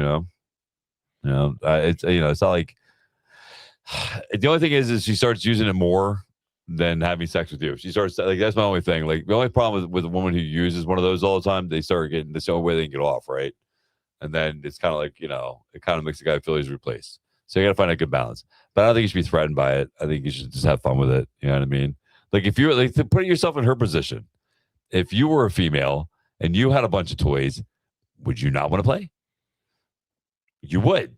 Who that's yeah, but it's true. It's a $36 billion industry year, freaking franchise. Like women are buying that stuff left and right. So you need to let it go and get over it. But then but then I wonder how, and I know this is like a kind of an offshoot of it, but then I wonder how many times do you jerk off with porn?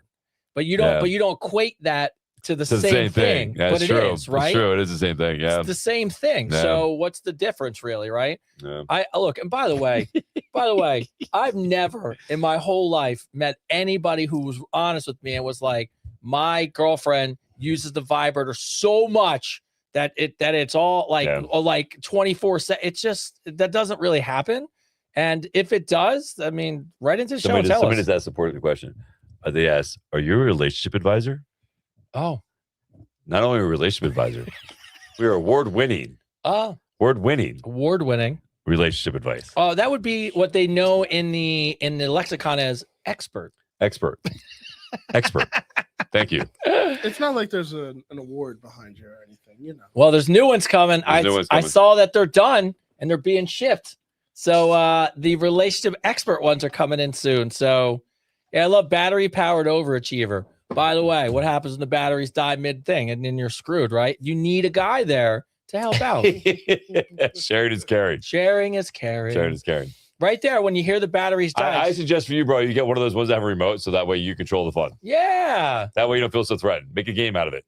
I don't know why this deserves to be on a t-shirt. Battery-powered overachiever. I love that. I do like that. I do like that. Battery-powered overachiever. If you want it just for fun, buy a really big one that she'll never use and just put it as a gift and be like, I care about you. You think she won't use it. She'll take it as a challenge. She's like, yes. She's like, oh, thank you. I'm gonna get that big fucker. So bad. Sandra for South Carolina writes in, my last kid just left for college and the house is so quiet. I don't even recognize my own life. I spent 22 years being a mom. Now I don't know who I am without it. Where does a woman even start rebuilding after her identity after 52? Do you guys have any idea what it's like to be an empty nester? Did Chris have this experience with Isaiah? Yeah, yes and no. You know, I didn't, right? Because at the same point in time that Isaiah went off to college and he went off to go do all that stuff, I had Avery, and Avery was just a baby. He was just a little guy. So I didn't get really a chance to get that empty nester thing. Thank God. I'm sure when Avery goes off and does his thing when he's older, I'm going to be all different. yeah. Well, dude, like it's perfect. Yeah. She's how pathetic I am, right? Let's talk about me being a strong man. So he goes out to a birthday party Saturday, right? Now for 11 years, this is the guys on the street. For 11 years, it has been me and him. Yeah, I mean, freaking, it is. You know, it's just been me and him. Like I don't give him to a babysitter. I don't fucking. You know, when the weekends I had him, I don't go out. I don't leave him with anybody. It's me and him. For 6 years, I dated nobody. I had him every weekend. I dated nobody. Freaking, and I would just spend my time with him because I know eventually he's not going to want to spend time with me. You know what I mean? So I was trying to take advantage of as much as I possibly could, right? So he goes to a birthday party Saturday, right? And I think I'm taking him. I think I'm driving him there. So I get all dressed up and all niced up, and I'm like, I'm gonna go meet everybody. And fucking, I next thing you know, he comes over, he goes, "Oh, Dad, they're picking me up in 2 minutes." I'm like, "Wait, what?" He said, "They're picking me up in 2 minutes," and they came pick them up. I was like, "Okay, all right. Well, now I'm all dressed up. I got nowhere to go. What am I gonna do?" I was like, "All right, freaking." So like now I'm sitting in my house, and I'm like, "Huh? Yeah. What the fuck am I gonna do?" I was like, "You know what? I'm gonna order pizza. I'm gonna eat pizza. I'm gonna get a salmon salad too, so that way I get my protein first. I'm gonna eat that first, so I don't eat too many pieces of pizza because I haven't had pizza in like 3 months. That's good. I was like, freaking. So I'm gonna get 3 pieces of pizza, and then I'm gonna eat a gummy, and I'm gonna play video game. That's what I'm gonna do. The by the way, I knew. Right? By the way, So freaking. I knew. I was like, as soon as the story started, I go, Black Myth Wukong. Yeah. So freaking. So I'm sitting there playing video games, and then and I'm doing my thing. I'm playing video games. I got my pizza. I ate my salad already. So happy. I'm in my dude world, Yes. right? An hour goes by. I look at the clock and I'm like, it's been an hour. All right. Go back to playing the game. Eat a couple more slices of pizza. Again, all right. It's been 2 hours. So I wonder if you call him. I wonder if you text him see if he's all right. I wonder what he's doing. Alone. Right? I wonder what he's doing. What time's he gonna be home? Right? And I start. So 3 hours go by. And I'm like, all right, it's like 8:30. Like, maybe he should be home by now. Like fucking, like maybe I should call him. And then Alexis called me and she was on the phone with me and she's like, I was like, should I call him? She's like, no, leave him alone. I'm like, well, he's only 11. Like I want to know, like and she's like, no, leave him alone. So finally, like 9:15 hits. I'm like, fuck it, I'm fucking texting him. So I text him. I'm like, yo, bro, how you doing? He's like, good. He's like, good. I'm like, all right, you having fun? He's like, yeah. He's like, I'm playing. I think it was dodgeball or something, right? You were playing freaking, right? So freaking, what was it? Butt ball. I don't know what that is. Oh, you have to hit him in the There butt. you go. That's great. Freaking. So yeah, so I was kind of freaking out. So I understand your empty nest syndrome, right? And it's one of the things I think about as I get older. Like what am I going to do when I'm not just dad anymore, right? But what I do is, and I make sure I do this, is I've already created steps for like businesses, and I created things that keep me going, and that I will have that'll keep me occupied, and that are mine, that are 100% my identity and who I am, and not just Chris the father. Right. I'm also Chris the businessman, and Chris is the entrepreneur, the Chris who likes to work out and most other things. So for you to find yourself at 50, just listen, you got to look at it this way.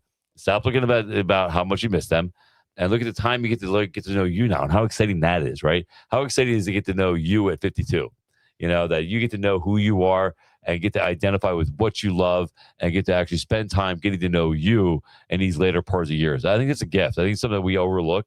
We get so wrapped up being parents and being providers and all this stuff that you forget that now you're at a certain time in your life that you actually get to know you. And that's a gift. That is an absolute 100% gift. Now there's Eric. Yes, Eric, I know you took him to the outlets with you. Yeah. Look, well, only reason we have any part of that now is because, to your point, and me and you talk about all the time, It didn't matter what was going on. If the weekend was him, was nothing. That was it. That was No- it. Oh, can't you have someone watch Nope. it? No. It's my time with him. But now he's never home. Yeah. And it is oddly weird. Like every weekend, my wife is just like, oh, like what's Tyler doing? And I'm like, or like, what's he up to? And now we found, and we have to get better because we were talking about it because there's not a lot of these left, just to lock him down into like, hey, buddy, just once a week, can we get a family dinner? Just because it's starting to get to the point where like he's gone for 3 days or 4 days or sleeping out or going here. And you're like, here it comes. This is where it's like, and then we're just sitting there Well, that's what I going, was sitting thinking about. I was like, he's like, I'm going to my friend Peter's house, it lives right down the road. He's going there and I'm like, wow, here it's beginning. It's beginning. friends. It's and it's yeah, beginning this. Now he's gonna have his own life. He's gonna have his own little thing that he's doing, which is great. which is amazing. Which is amazing. You know what I mean? I think that's what being a parent's all about. It's not about making them codependent on you and making it about you. Your job, 100%, your job is to make them independent. Yeah. Is to make them self-providing. You know what I mean? And that's what you do. That's what you do. And then when that happens, if they're taking care of themselves and they're doing the right thing, yes, it's sad because it's a change, but it's also a badge of honor that you did a great job as a parent, and you should wear that fucker proud. Yeah, you just You know all what I you'll mean? just do is just drop him off and come here because I'm doing the same thing. Yeah, right. Me and Tony just have more time hanging out. That's it. It's Like, all Tony, it really is. should I call him? Be like, no, leave him alone. Be like, and then if he calls you, he's like, Dad, you coming to get me? Like, nah, I'm busy. I'm busy. Busy. I'm hanging out with my friend. All right, we only got about 2 questions left as we wrap things up. So Alvaro from Spain.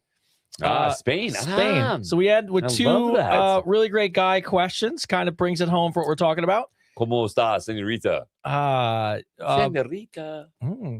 I don't know what that was. I just felt like doing that. My wife says, I almost just rolled to the base like, oh, ¿cómo estás? Muy bien, gracias. You too? It's like the standard Spanish. Yes. My wife says I'm a great provider, but I'm a distant husband. I always thought providing was love. Mhm. Now I'm learning it's not enough. And honestly, I don't know how to be the other kind of husband. Where does a man start? I would tell you right away that here's the problem in that statement. You're not learning that providing is not enough. That's not what that is. It's just our love languages are different. We talked about this a while ago, and this is what I would tell you as a husband. It's not that it's not enough. It's definitely warranted and appreciated. But what it is it's the conversations he's asked for are so easy. We were talking about this when someone asked us one time about why providing wasn't enough for someone to let them know they love them. And me and you were like, well, just tell her she's beautiful. Yeah. Like, it's not like a Don't huge. overcomplicate it. Yeah. Yeah, it's so overcomplicated. Don't overcomplicate it. You know what I Yeah. mean? You just have to freaking, you literally just have to, put your arm around her. As much as women complicate things, men do too. A lot of these questions Yeah. we always talk about. Are you complicated. overcomplicate them. Yeah. Like it's not that we are basic. You got to think about it like from a child standpoint, right? From how you were showing love, how or how you've loved your child, right? That same hug that you got from your mother or your father or you should have got and everything and you wish you had is something that you even if you never had that hug, that is something internally how to do. It's not something that's rocket science. It is just human nature. So you just have to connect to that inner feeling. We're like, all right, like when that thought comes in your head, should I tell her she's beautiful today? Yes. Should I do something a little extra around the house today to show that I care? Get her flowers, do the answer is yes. Anytime you have those thoughts that maybe I should do this, the answer is yes. It goes back to again. I can't say this enough. Yeah. It goes back to the gym. I like this guy. Full circle. Full circle, Christopher Full circle, David. Crystal David, right? It goes back to the gym. When you ask yourself, should I go do more weight? The answer is yes. Should I do more reps? The answer is yes. Should I do more cardio? The answer is yes. Because anytime you're asking yourself, that's your inner voice telling you what you should do. So if that inner voice is saying, hey, maybe you should pick up my wife's favorite dinner on the way home.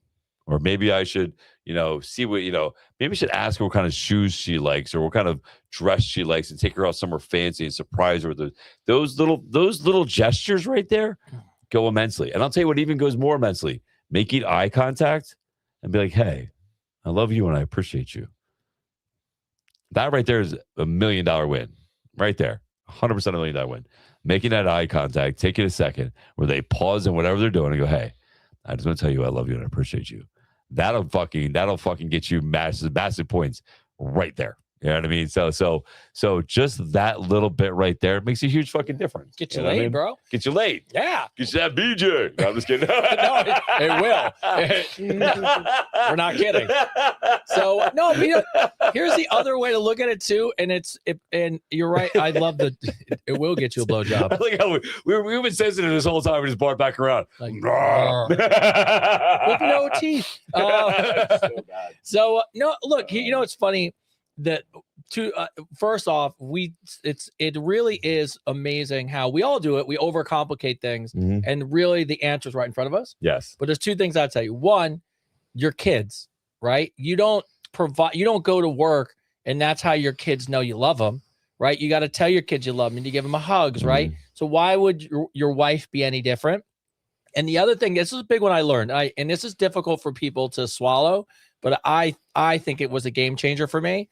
I stopped thinking that I was providing for her or I was providing for the kids or I was doing all these things for other people. And when I started understanding, which made me a better person, was I'm doing it for me. Yeah. I'm doing all those things because I want to be a great dad. Be doing them anyway. Yeah, I do them anyways. Like you do them anyway. So it's not, you're not providing Not the blowjob. for your wife. You're providing because that's who you want to be. So if you always think that you're doing it because who you want to become, then it takes the pressure off the other things that are important, right? So just think about that. That's all. I love how the people say good advice is never go to bed angry. That's the worst. It's such an unrealistic expectation. Oh, so unrealistic. Such an unrealistic expectation. Don't tell me you can't go to bed.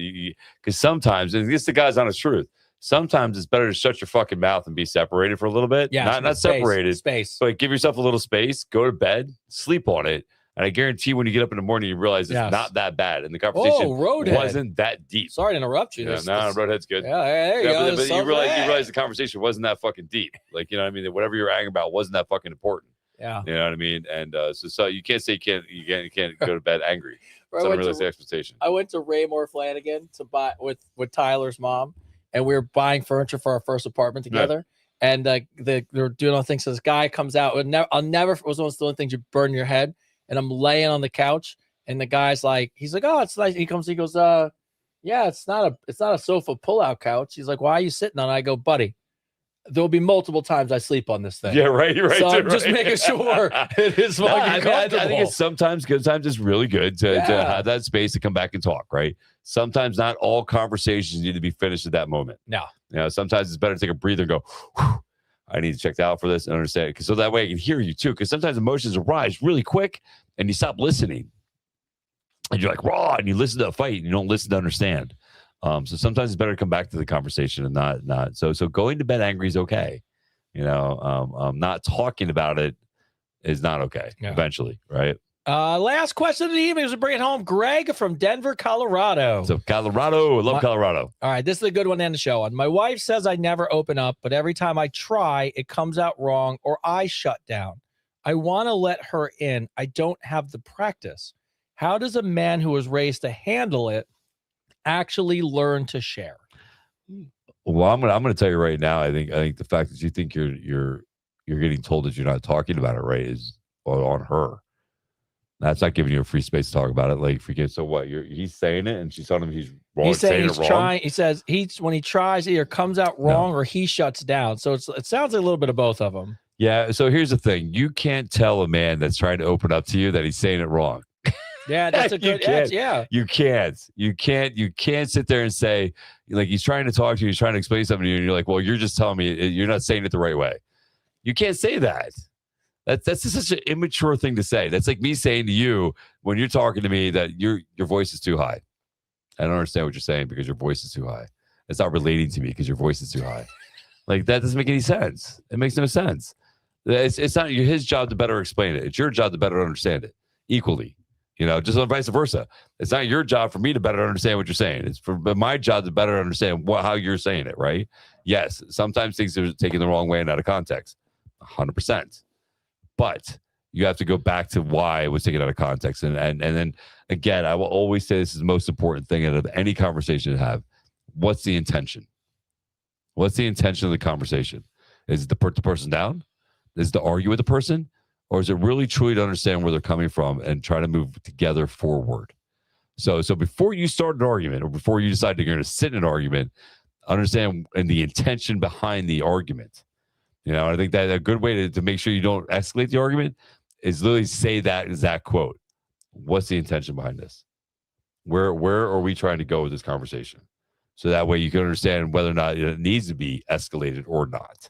Right. So I think sometimes better understanding the intention of the conversation is the best way to go move forward in the conversation. And with that, That was good shit, right? it was a good shit. was good Intentions shit. always Yeah, like, intentions always there's good. no, you know, talk It's a about. solid thing. All right. So as we bring the show to a close, first off, how did we do today, Christian? It looked like we had It's some good Advice comments Unfiltered. today. We did good, guys. We did real good. Oh, good. I'm glad we did. Well, I'm glad you're going to be back with us next week. It's going to be a hell of a show. I think what we'll do is, I'm going to have you come early and we're going to add some stuff to the soundboard. Maybe we'll do some fun stuff. So we'll talk about it. Outside that, on my end, a couple of things just real We're quick. starting early next week, 8 o'clock. 8 o'clock. We're starting 8 o'clock next week. 8 o'clock next week. 8 o'clock. We're starting at 8 o'clock, just so everybody knows. First off, shout out to the Common Ground Grief Center. This is their album Sinking, and we're so excited. We got into this podcast space to be honest, to help people and grow the community and be involved in these two things. And this month is so amazing with the people we're meeting, coming on the show, things we're representing. We also have the Dad Bod thing that we're hosting with Al coming up in June, which is great. It's just an opportunity for celebrating kids and families and fitness and a great event as well. And, Ben Rose is, Ben's coming through from Kapala. It's going to be amazing to do an evolution of man, masculinity campaign. So Redefining what a man is to be a man. That's 2026. excited about that. And so lots of great things to come. Also, I just want to give a shout out. And I feel so horrible that I cannot remember for the life of me who sent this in.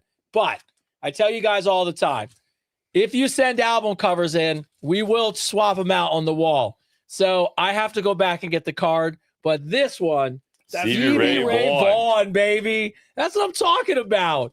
Way to throw that in. So I will give you, I got to go back and find the card. But I just want to give a shout out because people send these in and we really appreciate them.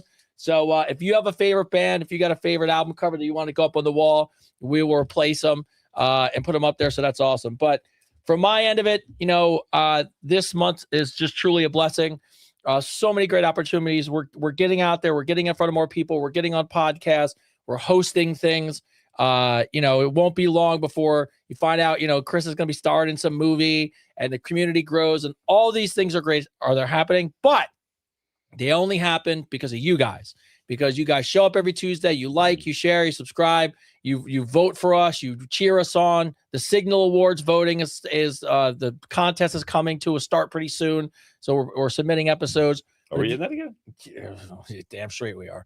So we're in the Signal Awards again. we Oh, are. fuck yeah, let's go. We told them last year we want to be repeat champs, baby. There you go, bro. How's it So been a year already? it'd be interesting to see how they categorize us this year. Now that we're kind of like just crushing established. categories all over. Yeah, Established, we're established show, and we've had guests. We don't get dinged now to just Yeah. maybe we go all gold, We had a donut daddy. multiple gold. So, but with all that being said, I just always want to say how much I appreciate you guys and support you. Coming in July, we've been working on it. We've been working tirelessly. We are going to have an opportunity to open up the community to more people. We'll be looking at how you can join us, webinars and coaching seminars, and the membership group will get bigger. We'll be doing extra episodes, all kinds of stuff as we finish out the back half of the year. And with that, you'll see us probably in front of a lot of campaigns and stuff to come. So lots of exciting stuff, but it's all because of you as always. So thank you. And as always, as we bring the show to a close, the man in command himself, Mr. Christopher David. That was amazing. Great show. That was a great show, right? Great That was a show. great show. I love that we did good. I think we all did amazing today. I have to tell you that yes, the show is going to grow and we are going to go on the road. Yes. 100%. That's going to be something that's going to happen because you guys are going to make sure it happens, right? It just goes back to that manifesting thing, right? You guys have to go to YouTube. You have to go to my Instagram page, like, share, subscribe, follow, do all that stuff, man. Get it going. And if you missed this episode, don't worry, because as soon as we're done with it, it's going to go live on YouTube and all those things, Spotify, the whole nine. I want to give a shout out to Kurt for Bentley. Can't wait to see you Thursday. Shout out to Eric and Pete and to Mike Schmilo, the owner of the VO Spa. To everybody who's coming out on June 11th. Again, June 11th, we will be at Point Pleasant, New Jersey, at Martell's Tiki Bar from 5:30 to 9:30. If you want to come out and support a great cause, Common Ground, it is a great cause. Again, it's a grief organization to help kids who've lost siblings, who have lost family members, something that we all go through and we can relate to. So we're going to step up and be there for those kids Thursday, which is amazing. I'm so happy to be a part of that. June 28th, we have the Belmar Beach Bod competition. Tony's in that, which is going to be amazing. I just got flagged. I don't know why I got flagged. It's crazy. But yeah, so we'll be doing that on June 28th. So if you want to come and see us in Belmar, New Jersey, we'll do that. And then, yeah, just keep your eyes out. Hardcore Synergy's coming out. If you want to sign up for hardcoresynergy.fit, you can send an email to hardcoresynergy.fit. The cookbook is done. We are going to be launching that soon, exciting. very, very soon. All the paperwork's finally done on that. So that's going to be coming out soon. So keep an eye out for the Best in You cookbook and the Best in You cooking show. And we're going to spend the next 2 months blowing things out of the water. So keep your eyes open and we're going to make some great things happen. Again, thank you to all of you for all your love and support. We can't tell you enough. We can't do it without you. So thank you guys very much for being a part of our lives and letting us be a part of your lives. And again, next Tuesday, I can't emphasize this enough, the Father's Day episode, we're going to have 3 good fathers here, 3 good examples of men who have overcome adversity, who have been not only overcome it, but have thrived from it, and have set the example for good fathers and good men and are raising good kids. And thank you guys for being patient with us and actually listening to what we have to say. And actually listening with open ears and open heart. Because again, it's not about us. It's about we change the world together. And we can't do it without you. So yeah, as always, man, I believe in you. Say it together. We believe in you. We believe in the best in you. And the world is a better place because you're in here. it. Woo! That is Advice Unfiltered, episode 20. Woo! Wait, hold on. We need one. Wait, hold on. Wait, We Avery, need come one. here. We need one more. We need one here. Get right here, bro. Gotta say it. Get right here. That's the camera Gotta right tell him, there. right this camera back down. Tell him. Look at the camera right there. What's Tell him. the What do you line? say? Buy the merch. Buy the merch. Woo! Go to the merch store. Buy the merch. There you go, baby. Boom. All right. Thanks, everybody. Thank you, everybody. Good night.